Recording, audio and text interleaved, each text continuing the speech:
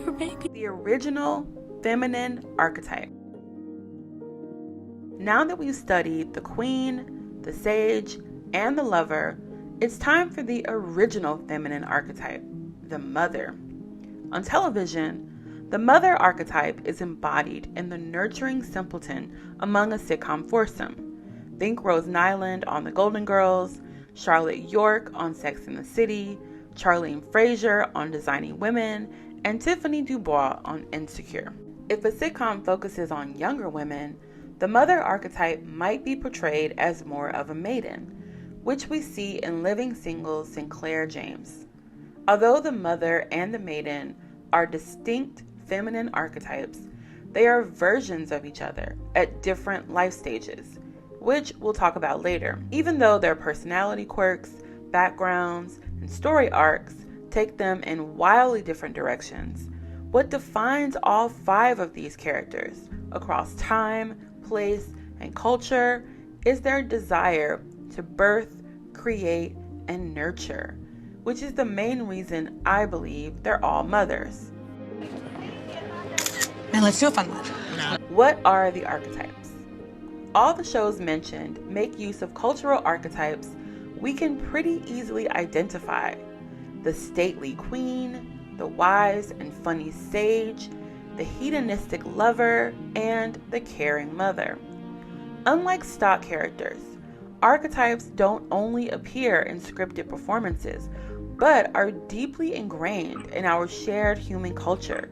We see these women, queens, sages, lovers, and mothers in every storytelling medium, including art, religion, and politics. Swiss psychoanalyst Carl Jung developed the foundational writings about archetypes, calling them universal archaic images expressed in dreams, religious beliefs, myths, and fairy tales. This video is the last part of a 4-part essay series exploring feminine archetypes on television. Watch parts 1, 2, and 3 to learn more about the queen, the sage, and the lover archetypes on screen. Also, if you haven't already, please subscribe and hit the bell to be notified when new videos post.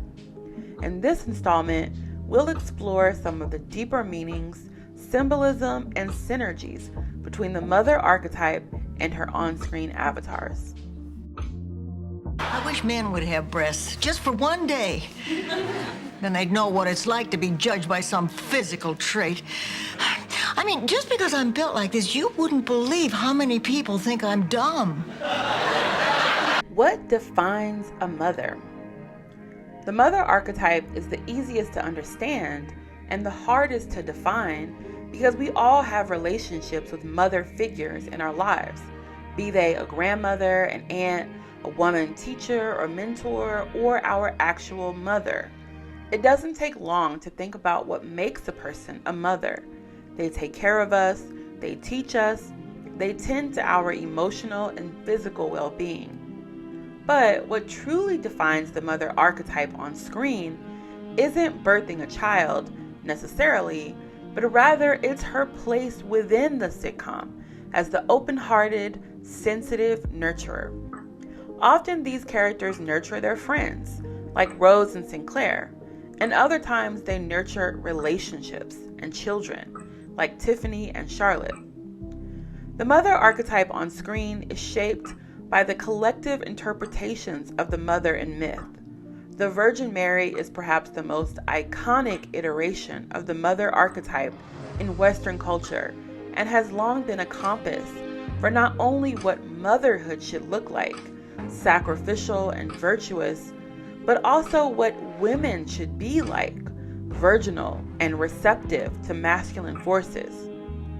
Mary and her many pre-Christian counterparts are part of the Great Mother archetype tradition, which includes mythological depictions of creator goddesses across various cultures. YouTuber Andrea Antoniani describes it this way. The oldest images of the Great Mother date back 30,000 years, well before the birth of the great civilizations of the past. like the square, the triangle, and the circle.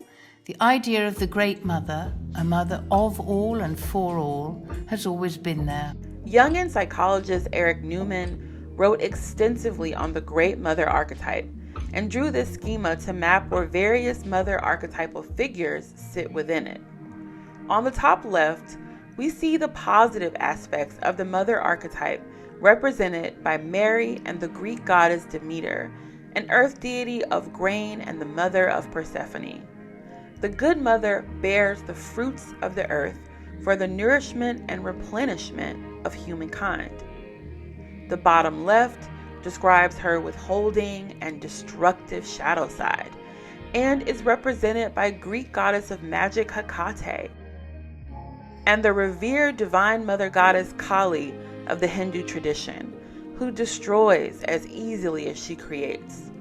The terrible mother devours, dismembers, and ultimately brings death to the earth and its people. The mother's light and shadow. These two poles, good and terrible, are integral to how the mother archetype functions in our collective unconscious and how she shows up on screen. Akin to the masculine warrior archetype, who destroys life and ultimately sacrifices himself in battle, the feminine mother creates new life, sacrificing her youth and autonomy in the process. She has a unique power, through the lives she creates and the people she nurtures, to tightly control and constrict. In each of the sitcoms we're discussing, we see both aspects, the sacrificial and the controlling, embodied in the mother characters.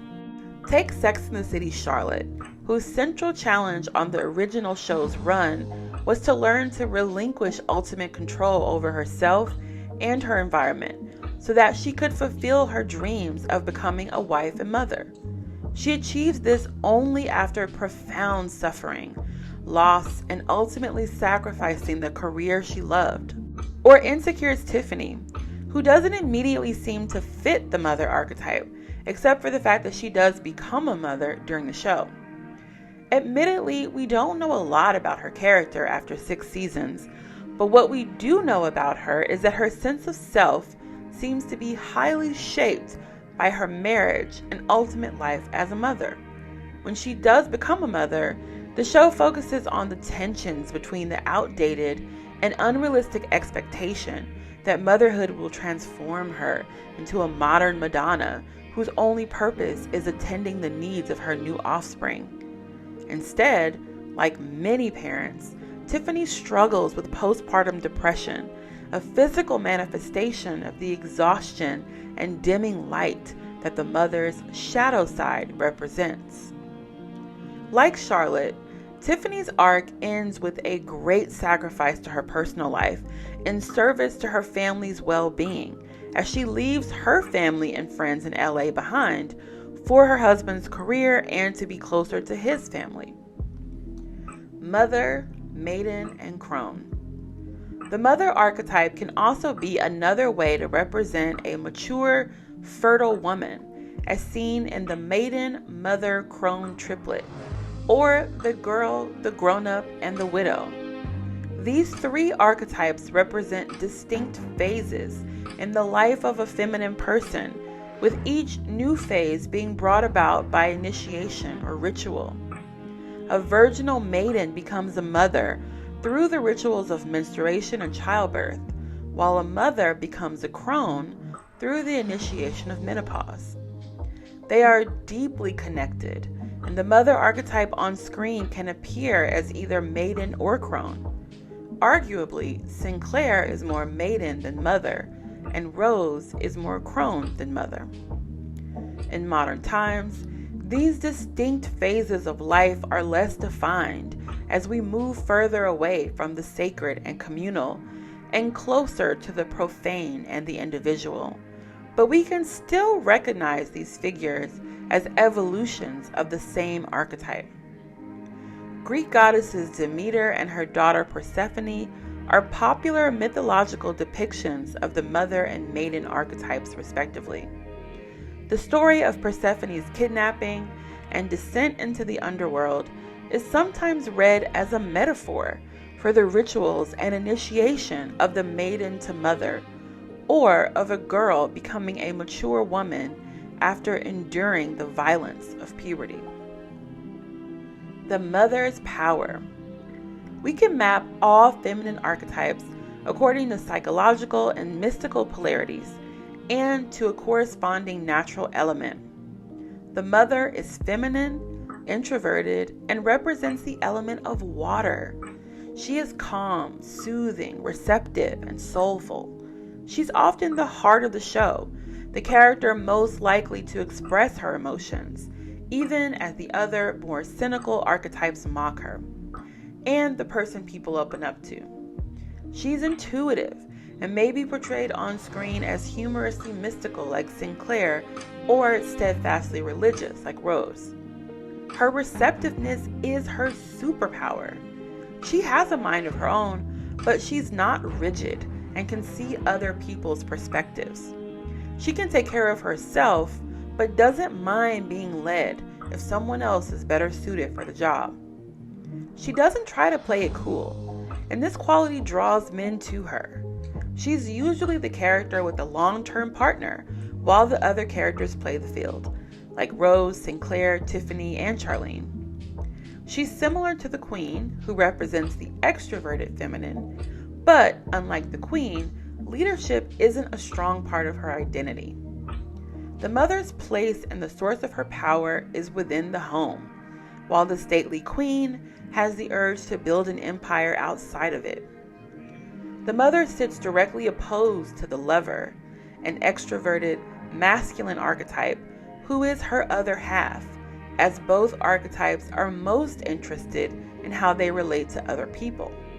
In fact, many sitcoms mine some of the best comedy from the Madonna whore dichotomy that the mother and lover represent together. You know, Suzanne, after hearing the way Ted treated Mary Jo, I'd think you might want to reconsider dating him. Oh, Ted would never hurt me. No, but I would. The mother's lessons. So what can we learn from the mother archetype in her on-screen depictions? These gentle but fierce women are master manifestors. When she's aligned with her life path and purpose, the mother archetype on screen meets her goals, achieves her dreams, and generally lives an enviable life with seemingly minimal effort. This archetype, when mature, allows life to unfold and trusts things will work out in her favor.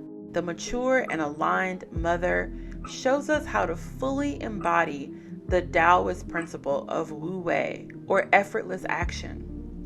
While the other archetypes push and fight their way through life, the mother can teach us the gifts of honoring the family, however you define it, and the dignity and joy of making a home and caring for others.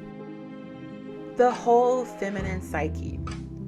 In each of these archetype videos, I've stressed that no one archetype exists in a vacuum, and they're highly dependent on each other. One of the reasons fiction is so obsessed with fours is because all four of these feminine archetypes are present in everyone, and we need a bit of each to support a whole, mature, feminine psyche. So there's a bit of the mother in every woman, regardless of your parental status, just as there are slivers of the queen, the lover, and the sage in all of us as well. The collection of these archetypes fits together like a puzzle, balancing us out and ensuring we have all the emotional and mental tools we need. Sitcoms understand these archetypes as being representative of one woman as well. Some have theorized that Sex and the City's Charlotte, Miranda, and Sam are merely core elements of Carrie, and that the four of them all reside in her. And they're not wrong. One of my favorite Golden Girls episodes winks at this idea when Rose, Blanche, and Dorothy all pose for the same sculptor and can't figure out which of them he has molded. After describing what he looked for in each character, strength and character in Dorothy, sensuality and vitality in Blanche, softness and sweetness in Rose, he finally tells them the statue is all of them. He says, why not take the best features of each lady to create one perfect lady? That is what you see. It is not hard to understand why you are such good friends, he said. You complement each other very well indeed. I hope you've enjoyed this series on feminine archetypes on screen. If you've enjoyed the video, please give it a thumbs up and let me know what you think in the comments. Which archetype is your favorite? Which resonates with your personality the most? Where else have you seen these archetypes depicted?